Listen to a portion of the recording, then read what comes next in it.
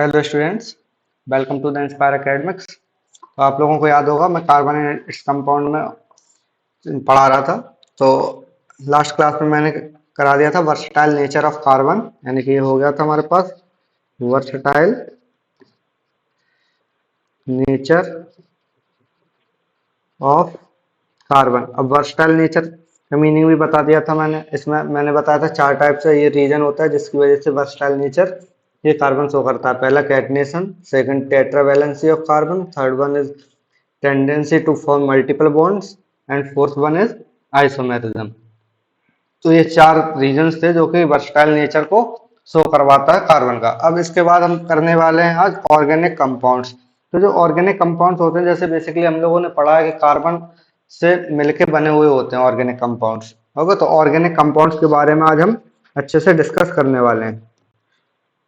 Organic compounds. Okay, तो organic compounds basically होते क्या है? ऐसे कंपाउंड जो कि कार्बन से मिलकर बने हुए होते हैं, है ना, तो उन्हें हम क्या बोलते हैं? Organic compounds.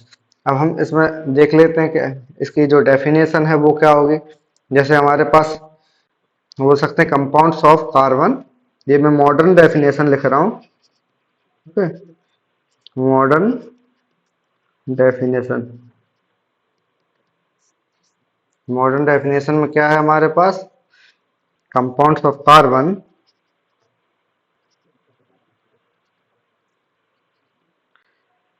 compounds of carbon containing usually hydrogen containing usually hydrogen and one or more other elements such as oxygen, nitrogen,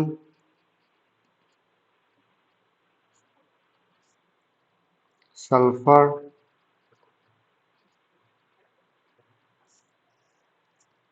halogen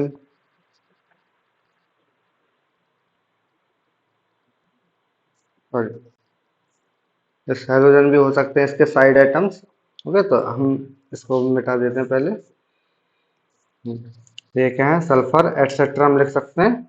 ये सारे क्या हो सकते हैं? इसके साथ में मिले हुए हो सकते हैं कार्बन के साथ में, और इसके साथ में बोल सकते हैं हाइड्रोजन्स होता है। और हम देख सकते हैं etcetera are called organic compounds. Organic compounds. अब जैसे इसकी जो ब्रांच है, मतलब कार्बन के जो जितने भी ऑर्गेनिक कंपाउंड्स हैं, इनकी ब्रांच को क्या बुलाएंगे हम? Organic chemistry. ऑर्गेनिक केमिस्ट्री, जिसमें हम जिसके अंदर हम क्या पढ़ेंगे? ये सारे एलिमेंट्स या फिर जो सारे कंपाउंड्स हैं कार्बन से रिलेटेड हैं, जो या फिर हम बोल सकते हैं जो कार्बन से मिलके बने हुए जो कंपाउंड्स हैं, वो हम सब ऑर्गेनिक केमिस्ट्री नाम की एक ब्रांच में पढ़ते हैं। ओके, ये हायर क्लासेस में 11th एंड 12th में और ज़्यादा अच्छे से डिटेल में आपको पढ़ाया जाएगा, बट अभी जितना सिलेबस में है उतना हम लोग आज कवर करने वाले हैं। तो देखो, अब हम चलते हैं थोड़ा सा हिस्ट्री पे। सब हिस्ट्री में क्या हुआ था? सबसे पहले लोग ऐसा बोलते थे कि जो ऑर्गेनिक सब्सटेंसेस हैं वो क्या है बेसिकली, अगर हम देखें तो वो ऐसे कंपाउंड्स होते हैं जो कि लिविंग ऑर्गेनिज्म में स्पेसिफिकली प्रेजेंट होते हैं। तो ये स्टार्टिंग में ऐसी हाइपोथेसिस थी, या फिर हम बोल सकते हैं थ्योरी ऐसी मानी जाती थी कि कोई लिविंग सब्सटेंस है उसमें ही प्रेजेंट होती है। अब इसके बाद कोई एक साइंटिस्ट थे जिसे हम बुलाते हैं वर्जीलियस। तो वर्जीलियस नाम के एक साइंटिस्ट थे, उन्होंने क्या बोला कि जो ऑर्गेनिक सब्सटेंसेस हैं उसमें एक वाइटल फोर्स होता है। मतलब कि वाइटल फोर्स थ्योरी इन्होंने अपनी प्रोड्यूस करी। तो मैं बताता हूँ वाइटल फोर्स थ्योरी क्या थी। Vital force theory basically, vital force theory क्या थी हमारे पास? ये हम बोल सकते हैं, ये एक स्वीडिश केमिस्ट थे, स्वीडिश केमिस्ट। तो स्वीडिश केमिस्ट ने कब? 1815 में। देखो आज से कितने साल हो गए, लगभग 200 ईयर्स से ज्यादा हो चुके हैं, है ना। तो 200 ईयर्स पहले हम बोल सकते हैं कि इन्होंने ये दिया था, ये इस थ्योरी को प्रपोज किया था। ओके, तो इस थ्योरी को प्रपोज करने के बाद हम बोल सकते हैं इनका नाम क्या था? वर्जिलियस। ओके, तो ये वर्जिलियस नाम के साइंटिस्ट ने, इन्होंने क्या बोला? ऑर्गेनिक जो कंपाउंड्स होते हैं वो प्रेजेंट हो सकते हैं इसमें, लिविंग ऑर्गेनिजम्स में। Organic compounds are produced only under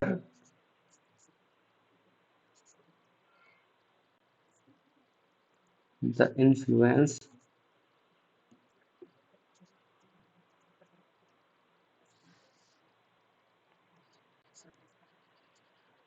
of some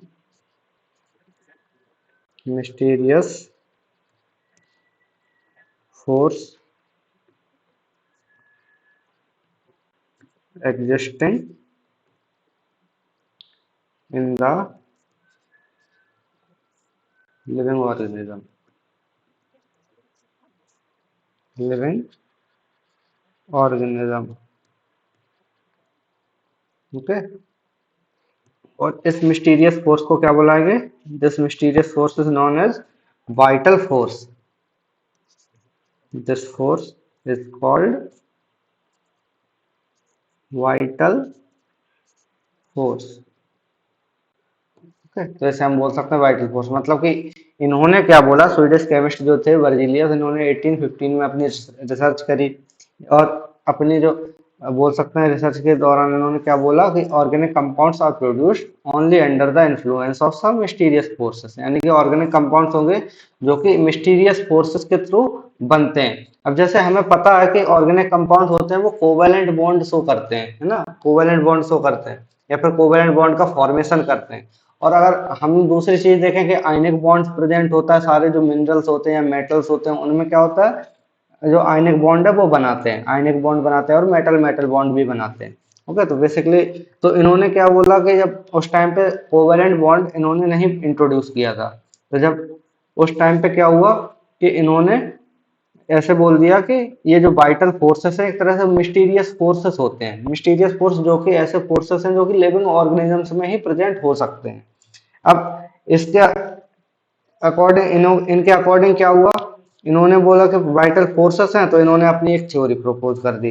अब इसके बाद हम बोल सकते हैं such a mysterious force can not be created artificially, मतलब कि इन्होंने ये भी बोला क्या कि ये ऐसे जो मिस्टीरियस फोर्स हैं वो हम आर्टिफिशियली नहीं बना सकते या फिर प्रोड्यूस नहीं कर सकते, ये क्या नेचुरल है ना, नेचुरली ये हो सकते हैं। यानी कि मैं यहाँ पर लाइन लिख देता हूँ, सच मिस्टीरियस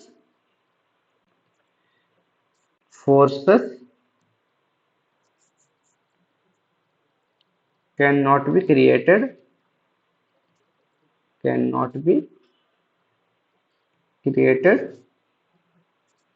artificially। ओके, तो आर्टिफिशियली इसको हम क्रिएट नहीं कर सकते। और हम बोल सकते हैं जो इनका सिंथेसिस है ऑर्गेनिक केमिस्ट, जो ऑर्गेनिक कंपाउंड्स हैं, तो इनके अकॉर्डिंग अगर हम आर्टिफिशियल ये जो बना नहीं सकते मिस्टीरियस फोर्सेस जैसे ये वाइटल फोर्स बोल रहे हैं, तो इसके इनके अकॉर्डिंग क्या होगा कि ये जो ऑर्गेनिक कंपाउंड्स है उनका सिंथेसिस हम लेबोरेटरी में भी नहीं कर पाएंगे, है ना। तो यही तो मीनिंग हुआ इसका, यानी कि जो मिस्टीरियस फोर्स है जब हम इनको बना नहीं सकते तो फिर इनको लैब में हम कैसे प्रोड्यूस करेंगे, यानी ऑर्गेनिक सब्सटेंस इनके अकॉर्डिंग लैब में नहीं बनाए जा सकते थे। बट अब इसके बाद क्या हुआ? इसके बाद आए एक और दूसरे जो साइंटिस्ट थे, आप बोल सकते केमिस्ट थे, वो थे वोलर्स, है ना। तो उन्होंने क्या किया, ये फ्रेडरिक वोलर्स नाम से साइंटिस्ट थे, तो इन्होंने अपना एक सिंथेसिस दिया, है ना, volar synthesis, volar synthesis. Okay, तो वोलर सिंथेसिस में यानी कि इन्होंने वोलर ने क्या बोला, इन्होंने अपना रिसर्च किया 1828 में। तो जब 1828 में इन्होंने रिसर्च किया तो इन्होंने अपना सबसे पहले एक ऑर्गेनिक सब्सटेंस जिसे हम जानते हैं किसके नाम से, यूरिया, इसका फॉर्मेशन कर दिया लेबोरेटरी में, है ना। इनका नाम था Friedrich Wohler, Friedrich Wohler. Okay, तो इन्होंने 1828 में क्या किया, अपना वोलर सिंथेसिस दिया, जिसे हम बोल सकते हैं।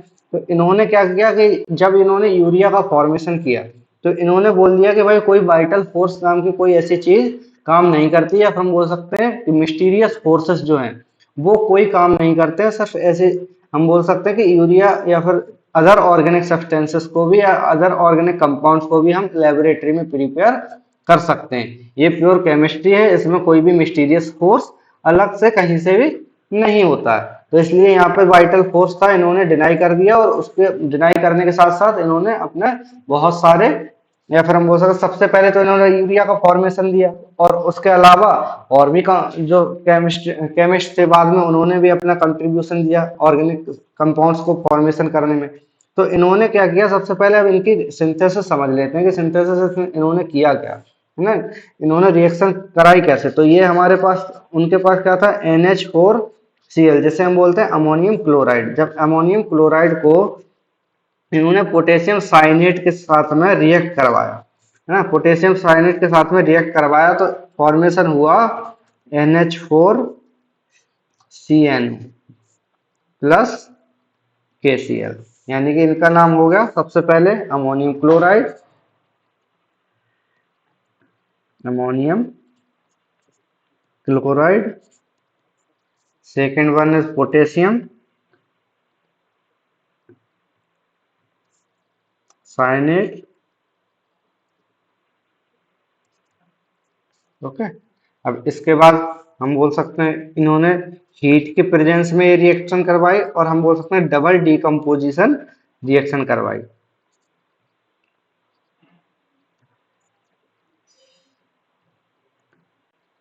डबल डीकम्पोजिशन रिएक्शन, है ना। तो इन्होंने क्या बनाया, अमोनियम साइनेट, इसका नाम अमोनियम साइनेट। ओके, और इसका नाम तो सबको पता होगा, पोटेशियम क्लोराइड।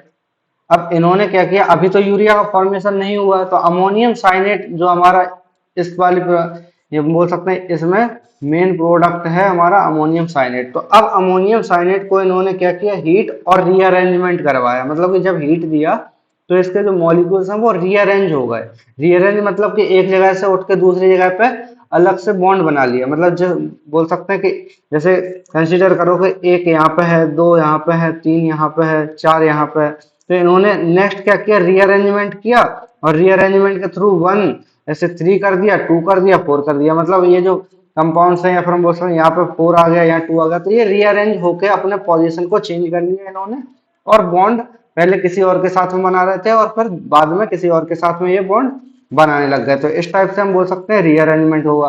तो रीअरेंजमेंट जब होगा तो हम बोल सकते हैं कैसे, कि NH4CnO, अब इसके साथ में जैसे ही हमने इसको हीट प्रोड्यूस किया, हीट दिया, तो रीअरेंजमेंट होगा। ठीक है, रीअरेंजमेंट हुआ, तो रीअरेंजमेंट से यूरिया का फॉर्मेशन यहाँ पे हो गया। ठीक? यहाँ पे यूरिया का फॉर्मेशन हो गया, जो कि एक ऑर्गेनिक कंपाउंड है। यानी कि जब इन्होंने यूरिया का फॉर्मेशन कर दिया, तो यूरिया का फॉर्मेशन से जो वाइटल फोर्स थ्योरी थी, जो कि हम बोल सकते हैं स्वीडिश केमिस्ट बर्जीलियस ने दी थी, उनकी जो वाइटल फोर्स थ्योरी को इन्होंने पूरा तरीके से हम बोल सकते हैं एकदम डिसअप्रूव कर दिया, है ना। यानी कि इन्होंने डिनाई कर दिया इस चीज को कि ये वाइटल फोर्स नाम का कुछ भी वर्क करता है यहाँ पे, क्योंकि इन्होंने अपनी जो रिएक्शन में यूरिया यानी कि ऑर्गेनिक कंपाउंड है उसका फॉर्मेशन कर दिया था। ओके, तो इसके बाद देखते हैं कि मॉडर्न डेफिनेशन क्या है। तो पहले तो हम बोल सकते हैं वाइटल फोर्स थ्योरी बोल सकते हैं कि उस टाइम से काम करती थी, और हम दूसरी चीज बोल सकते हैं कि ओनली ऑर्गेनिक सब्सटेंस ऐसे सब्सटेंसेस होंगे, या फिर कंपाउंड्स ऐसे कंपाउंड्स होंगे जो कि लिविंग ऑर्गेनिजम्स में प्रेजेंट होते हैं। बट जब ये फॉर्मेशन हो गया, तो फिर मॉडर्न जो हमारी डेफिनेशन थी वो मैंने ऑलरेडी बता दी है कि क्या होगी, यानी कि compounds of carbon containing usually hydrogen and one one and बोल सकते हैं मोर अनदर या other element such as oxygen, nitrogen, sulphur, halogens, phosphorus etcetera. यानी कि हम बोल सकते हैं कार्बन के साथ में हाइड्रोजन और इसके अलावा ऑक्सीजन, नाइट्रोजन, या फिर हम बोल सकते हैं फॉस्फोरस, सल्फर, या फिर हम और भी बोल सकते हैं हेलोजेंस है। ये सारे जो कंपाउंड्स हैं वो साथ में अगर रहेंगे तब भी ये ऑर्गेनिक सब्सटेंस या फिर ऑर्गेनिक कंपाउंड्स की कैटेगरी में इसको हम रख सकते हैं। अब इसके बाद हम बोल सकते हैं ऑर्गेनिक केमिस्ट्री में more precisely be defined as the chemistry of hydrocarbons and their derivatives. यानी कि जब हमने इसका सिंथेसिस कर लिया, यानी कि कार्बन के जो सब्सटेंसेस हैं उनको सिंथेसिस कर लिया, तो उसे हम बुला रहे हैं क्या, हाइड्रोकार्बन्स, जिसमें कि हाइड्रोजन एंड कार्बन को हम साथ में बॉन्डिंग के थ्रू दिखा सकते हैं, जैसे CH होता है या CH4 होता है, तो ये क्या है, हाइड्रोकार्बन्स ही है ना। तो हाइड्रोकार्बन्स को हम ऐसे शो कर सकते हैं। अब इसके बाद आते हैं हम नेक्स्ट टॉपिक पे हमारे। तो नेक्स्ट टॉपिक क्या है, जैसे हमने ऑर्गेनिक कंपाउंड्स बना लिए, कार्बन कार्बन से रिलेटेड जो कंपाउंड्स थे वो बना लिए। अब इसके बाद हम बोल सकते हैं ये डिफरेंट डिफरेंट टाइप के होंगे, यानी कि हम इसमें क्या करना है, कैटेगराइज करना है, या फिर हम बोल सकते हैं क्लासिफिकेशन करना है अब हमें। तो इसके बाद आते हैं सैचुरेटेड एंड अनसैचुरेटेड कंपाउंड्स, या फिर बोल सकते हैं carbon compounds, saturated and unsaturated compounds of carbon. तो इस टाइप से हम बोल सकते हैं ये क्या है, कंपाउंड्स ऑफ कार्बन, सैचुरेटेड और एंड अनसैचुरेटेड। तो सबसे पहले हम देखेंगे सैचुरेटेड, फिर उसके बाद देखें हम अनसैचुरेटेड। ओके, तो सैचुरेटेड में मैं इधर से एक लाइन ड्रॉ कर देता हूँ। तो सबसे पहले सैचुरेटेड में देख लेंगे कौन से ऐसे कंपाउंड होंगे जो कि सैचुरेटेड होंगे। Compounds of carbon which have only single covalent bond between atoms, हम बोल सकते हैं कार्बन एटम्स। तो इनमें हम बोल सकते हैं क्या, कि जब कार्बन एटम्स के बीच में, ये कार्बन लिखा हुआ है, कार्बन एटम्स के बीच में जब सिंगल बॉन्ड्स बनेगा, सिंगल बॉन्ड्स ओनली प्रेजेंट होगा, तो हम बोलेंगे उसको क्या, सैचुरेटेड कंपाउंड्स। अब अनसैचुरेटेड क्या होंगे, जैसे इसमें सिंगल था तो हम बोल सकते हैं compounds of carbon which have two, या फिर हम बोल सकते हैं मल्टीपल बॉन्ड, डबल और triple bonds between the carbon atoms. तो इसे हम क्या बुलाएंगे, यानी कि इनमें क्या होगा प्रेजेंट, डबल बॉन्ड, डबल और ट्रिपल बॉन्ड। हमने ऑलरेडी ये पढ़ रखा है कि डबल एंड ट्रिपल बॉन्ड भी कार्बन बनाता है, double and triple bond between carbon atoms. Okay, तो ये क्या होंगे, अनसैचुरेटेड कंपाउंड्स। अब इसके बाद हम देख लेते हैं कुछ electron dot structures. Electron dot structures किसके हो सकते हैं, जैसे इथेन हुआ, इथीन हुआ या इथाइन हुआ, तो इनके जो इलेक्ट्रॉन डॉट स्ट्रक्चर्स हैं वो देखते हैं। तो इलेक्ट्रॉन डॉट स्ट्रक्चर क्यों हमें इंपॉर्टेंट है, बोल सकते हैं एग्जाम्स में आते हैं, तो हमारे लिए तो वही पर्पज है अभी फिलहाल के लिए, तो एग्जाम्स में आते हैं तो इम्पोर्टेंट होंगे लुईस अप्रोच है ना, इलेक्ट्रॉन डॉट स्ट्रक्चर जो है। तो हम सबसे पहले बनाते हैं ईथेन का। ईथेन का सबसे पहले बनाते हैं, कार्बन, कार्बन दो बीच में है इलेक्ट्रॉन्स, इसके अलावा यहाँ पे है, इसको मैं क्रॉस से दिखा दे रहा हूँ, जो कि कार्बन के इधर हाइड्रोजन, इधर हाइड्रोजन, इसके अलावा यहाँ पर, यहाँ पर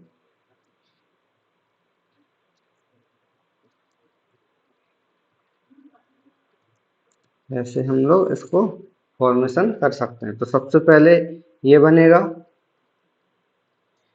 बोल सकते हैं ये ऐसे इस टाइप से आएगा। ओके, सेकंड इस टाइप से आएगा, तो ये अंदर ही रहेगा, तो इस टाइप से ये रहेगा। और हम बोल सकते हैं इधर भी ऐसे फॉर्मेशन हो रहा है, तो ये ऐसे भी रहेगा, ओके, तो ये क्या है हमारे पास इलेक्ट्रॉन डॉट स्ट्रक्चर। मैं ऑलरेडी क्लास में बता चुका हूँ कि इलेक्ट्रॉन डॉट स्ट्रक्चर कैसे बनते हैं, क्यों इसका रिक्वायरमेंट होता है, इससे हम और क्या क्या अंडरस्टैंड कर सकते हैं या क्या समझ सकते हैं इस चीज से, है ना। अब इसके बाद हम देखते हैं reactivity of unsaturated and saturated compounds. Okay, तो हम एक लाइन में इसको खत्म कर देंगे only.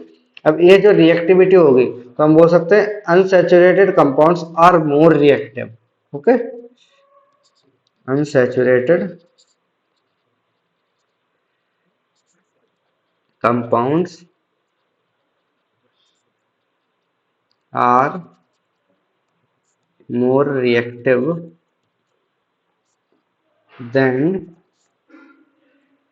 saturated compounds.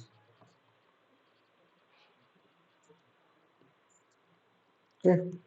Unsaturated compounds are more reactive than saturated compounds। तो अब इसके बाद हम देखेंगे क्या कि जो रिएक्टिविटी है, और हम देख सकते हैं इसमें जो अनसैचुरेटेड और सैचुरेटेड कंपाउंड्स हैं उनमें जो बॉन्ड एंगल है वो किस टाइप से वर्क करेगा। तो यहाँ पे हम ले रहे हैं CH4, इसके अलावा हम ले लेंगे C2H4, या फिर हम देखें तो C2H2। इन तीनों में कंपैरिजन करेंगे क्योंकि एक कार्बन है इसमें और इसमें दो कार्बन, इसमें दो कार्बन। ओके, तो इस टाइप से हम देख सकते हैं ये सैचुरेटेड, ये वाला, ये जो CH4 है ये अनसैचुरेटेड टाइप का कंपाउंड है, ये दोनों सैचुरेटेड टाइप के कंपाउंड्स है। तो अब यहाँ पे हम देख लेते हैं, इसका स्ट्रक्चर बनाएंगे सबसे पहले।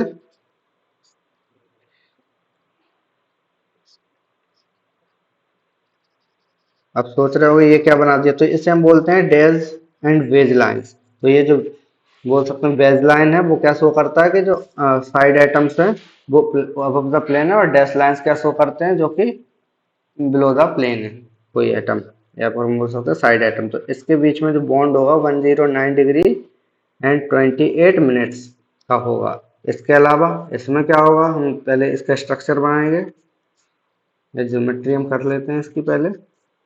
ये जो होगा इन दोनों के बीच में 120 डिग्री का एंगल होगा। अब इसके बाद third one is carbon, triple bond carbon, इधर एक हाइड्रोजन, इधर इधर भी एक हाइड्रोजन आ जाएगा। तो इनके बीच में क्या हो जाएगा, 180 डिग्री का एंगल हो जाएगा। देखो जितने ज्यादा हमारे पास मल्टीपल बॉन्ड्स के नंबर बढ़ते जा रहे हैं वो वैसे वैसे क्या हो रहा है, बॉन्ड एंगल्स का भी नंबर इंक्रीज होता जा रहा है। यानी कि हमारे पास पहले 109 डिग्री था, फिर उससे 120 हो गया अगर हमने C2H4 ले लिया, फिर उसके बाद हम बोल सकते हैं क्या हो गया, 180 डिग्री यहाँ पर फॉर्म हो गया, है ना। तो ये क्या बोल सकते हैं, बॉन्ड एंगल्स इन, इसमें क्या है, इसे हम बोलते हैं क्या, एल्केन्स। इसमें बोल रहे हैं हम एल्कीन्स, यानी कि एल्केन, एल्कीन और एल्काइन ना। ये तो सिंपल केमिस्ट्री का यहीं से स्टार्टिंग होती है, तो हम बोल सकते हैं ये तो समझ में आता होगा कि एल्केन, एल्कीन, एल्काइन क्या बोल रहे हैं। एल्केन मतलब कि सिंगल बॉन्ड के साथ में जुड़ा हुआ कार्बन, और एल्कीन का मतलब डबल बॉन्ड, एंड एल्काइन का मीनिंग होता है ट्रिपल बॉन्ड से एक उस कंपाउंड में प्रेजेंट है। हम बोल सकते हैं triple bond carbon organic compound में प्रेजेंट होना, या कार्बन से रिलेटेड कंपाउंड में कोई भी ट्रिपल बॉन्ड जो कि कार्बन कार्बन के बीच में बन रहा है, तो फिर उसे हम एल्काइन की कैटेगरी में रख सकते हैं, है ना। वो बात अलग है दूसरी कि अगर कोई और फंक्शनल ग्रुप इससे ज्यादा रिएक्टिव आ जाए तो उसके अकॉर्डिंग हम उसको शो करेंगे या डिसाइड करेंगे। बट अभी फिलहाल के लिए हम बोल सकते हैं कि एल्काइन ऐसे कंपाउंड्स होंगे या एल्कीन ऐसे कंपाउंड होंगे जिनमें कि ट्रिपल बॉन्ड, डबल बॉन्ड ये होगा। ओके, अब इसके बाद हम देखते हैं क्या, molecular formula and structures of saturated compounds of carbon and hydrogen. तो कुछ मॉलिक्यूलर फॉर्मूलाज हैं जिसके हम देख सकते हैं सैचुरेटेड कंपाउंड्स के लिए। तो सैचुरेटेड कंपाउंड्स के लिए सबसे पहले है हमारे पास मीथेन, जिसका हम देख चुके हैं। अब C2H6 भी हो सकता है, C2H6 में हम ऐसे बना सकते हैं। ओके, इस टाइप से हम बना सकते हैं। क्या चल रहा है हमारे पास, मॉलिक्यूलर फॉर्मूला एंड स्ट्रक्चर्स, यानी कि molecular formula and structures of saturated compounds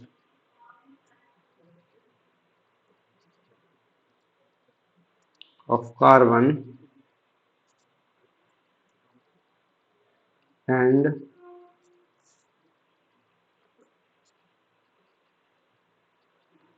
hydrogen. Okay, carbon और हाइड्रोजन, ये इस टाइप से हम बोल सकते हैं। इनको हम डिफरेंट डिफरेंट कंपाउंड्स को डिफरेंट डिफरेंट टाइप से हम लिख सकते हैं, है ना, स्ट्रक्चरल फॉर्मूला में हम लिख सकते हैं। ओके, अब इसके बाद हम एक और एग्जांपल ले लेते हैं, C4H10। तो C4H10 का ऐसे बनेगा 1 2 3 एंड 4। तो इसके आसपास सारी जगह पर हाइड्रोजन ऐड कर दो, तो ये बन जाएगा स्ट्रक्चरल फॉर्मूला इसका। यहाँ पे हाइड्रोजन हाइड्रोजन एंड हाइड्रोजन, तो C4H10 इस टाइप से बना सकते हैं हम। अब इसके बाद आते हैं कुछ ब्रांच वाले कंपाउंड्स। तो ब्रांच में भी होते हैं कुछ कंपाउंड, जैसे हम बोल सकते हैं कि अगर कोई कंपाउंड है, जैसे कंसीडर करो 5 कार्बन का कंपाउंड हो, जिसमें कि कोई एक कार्बन हो सकता है कि ब्रांच में हो, कोई 2 कार्बन ब्रांच में भी हो सकते हैं। तो ये हम लिख सकते हैं, जैसे फॉर एग्जांपल ये है एक। ओके, अब यहाँ पे हमने ऐसे लगा दिया किसी को, तो एक इसमें से क्या होगा, एक तो लॉन्ग चेन हो जाएगी 1 2 3 4 5 6। और अगर हम इसको कंसीडर नहीं करना है तो हो सकता है हम इसको भी कंसीडर कर लें 5 6, यानी कि इसमें इक्वल है। अगर इसमें 5 6 क्या होगा, अगर मैंने यहाँ पे सी एक और लगा दिया तो फिर 100% ये वाला हम कंसीडर करेंगे क्या, एज ए ब्रांच। तो इस टाइप से भी ये ऑर्गेनिक कंपाउंड अपने आप को फॉर्म करते हैं, यानी कि जो मल्टीपल बॉन्ड बनाने की टेंडेंसी होती है, या फिर हम बोल सकते हैं जो कार्बन कार्बन के बीच में जो बॉन्ड बनाने की टेंडेंसी होती है, जो कि वर्सटाइल नेचर शो कर रहा है कार्बन का, तो वो यहाँ पे ये हेल्पफुल होता है कि बहुत सारी ब्रांचेस में ये कन्वर्ट हो सकता है अपने आप को, मतलब मल्टीपल स्ट्रक्चरल आइसोमर्स में ये कन्वर्ट कर सकता है ना। पहले भी मैंने लास्ट क्लास में बताया हुआ है इस चीज के बारे में। ओके, तो अब इसके बाद आता है एक बॉन्ड लाइन नोटेशन। तो नोटेशन क्या बोल सकते हैं कि जैसे नोटेशन हम बोल सकते हैं इस चीज को कि हम किसी चीज को कैसे रिप्रेजेंट कर रहे हैं। रिप्रेजेंट मतलब हम बोल सकते हैं कि हम इसको और कितने तरीके से लिख सकते हैं, है ना। तो हम बोल सकते हैं बॉन्ड लाइन नोटेशन। ओके, तो बॉन्ड लाइन नोटेशन में सबसे पहली चीज, सिंगल बॉन्ड को हम ऐसे शो करेंगे, डबल बॉन्ड को हम ऐसे शो करेंगे, और ट्रिपल बॉन्ड को ये शो करेंगे, यानी कि single bond, double bond and triple bond. Okay, तो ये इस टाइप से हम शो करेंगे। तो सबसे पहले हम देख लेते हैं कि जैसे हमारे पास अगर नॉर्मल हेक्सेन हुआ, हेक्सेन, ठीक है, तो 6 कार्बन वाला, 6 कार्बन वाला कितना बोल सकते हैं, एक स्ट्रेट चेन में कोई कंपाउंड जिसे हम बुला रहे हैं क्या, हेक्सेन। तो हेक्सेन के लिए हम 1 2 3 4 5 और ये 6, यानी 1 2 3 4 5 6, जिसमें कि ये जो कॉर्नर वाला होगा उसे हम बोलेंगे CH3, ये जो बीच में होगा उसे हम बुलाएंगे CH2, और इस साइड वाला कॉर्नर वाला इसको भी हम CH3 ही बुलाएंगे। तो इस टाइप से हम बोल सकते हैं हेक्सेन का फॉर्मेशन ऐसे होगा। अब दूसरा एक और ले लेता हूं मैं, साइक्लो हेक्सीन। याद रखना मैंने इसमें हेक्सीन बोल दिया, तो यानी कि इसमें क्या होगा, एक कोई कहीं एक जगह पे किसी भी पोजीशन पे एक इन मॉलिक्यूल, यानी कि मॉलिक्यूल, या फिर हम बोल सकते हैं क्या, एक फंक्शनल ग्रुप से हम डबल बॉन्ड के थ्रू रिप्रेजेंट कर रहे हैं, वो यहाँ पे इन्वॉल्व होगा। और साइक्लो मतलब साइक्लिक कंपाउंड होगा ये। तो साइक्लिक कंपाउंड इस टाइप से, तो ये इस टाइप से हम रिप्रेजेंट कर सकते हैं। ओके, अब इसके बाद और हम देख लेते हैं कुछ एग्जांपल्स, और कुछ एग्जांपल्स देख लेते हैं, और बोर्ड सेटल हो जाए। ओके, आगे चलते हैं। तो बेंजोइक एसिड है, बेंजोइक एसिड। तो बेंजोइक एसिड हम इस टाइप से बना सकते हैं, ये हमारे पास एक बेंजीन होता है, बेंजीन के पास ये कार्बोक्सिलिक एसिड या फिर कार्बोक्सिलिक ग्रुप यहाँ पे ऐड होता है। ओके, तो इस टाइप से हम बोल सकते हैं बेंजोइक एसिड हो गया। इसके बाद 3 हेक्सीन हम अगर बनाना चाहें, 3 हेक्सीन या फिर 3 हेक्सान, सॉरी 3 हेक्सान अगर हम बनाना चाहें, यानी कि C6H10, इसको अगर हम बनाने का ट्राई करें तो कार्बन एक, ओके, इस टाइप से अगर हम बनाने का ट्राई करें तो 1 2 3 4, इसमें 3 हेक्सेन, यानी कि 1 2 3 हेक्सेन, 1 2 3, इस टाइप से हम बना सकते हैं 3 हेक्सेन। ठीक है, इस टाइप से हम क्या बना सकते हैं, यहाँ पे 1 2 3 4 एंड 5, इस टाइप से हम क्या बना सकते हैं, 3 हेक्साइन। ओके, अब हम नेक्स्ट पढ़ेंगे cyclic compounds. Okay, cyclic compounds को हम नेक्स्ट क्लास में कंटिन्यू करेंगे, तो तब तक के लिए bye bye, happy Diwali to all of you, thanks for watching.